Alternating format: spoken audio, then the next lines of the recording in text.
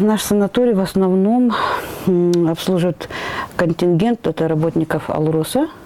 Но мы пытаемся, конечно, заинтересовать и социальные службы, и просто частные лица.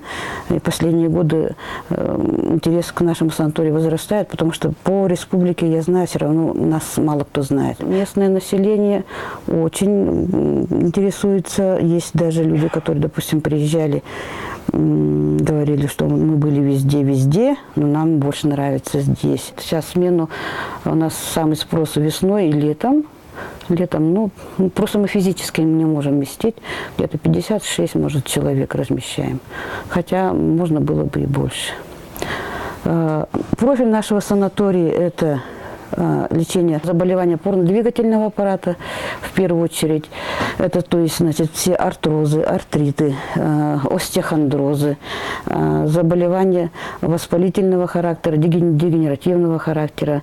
Лечим после переломов. Потом идет хорошо у нас восстановление после каких-то заболеваний, травм периферической нервной системы. Лечим женское бесплодие. Допустим, процент у нас очень хороший. Где-то из 10 женщин, 8 точно уже к нам на повторное лечение не возвращаются. Но это уже как не основной вид лечения. Да.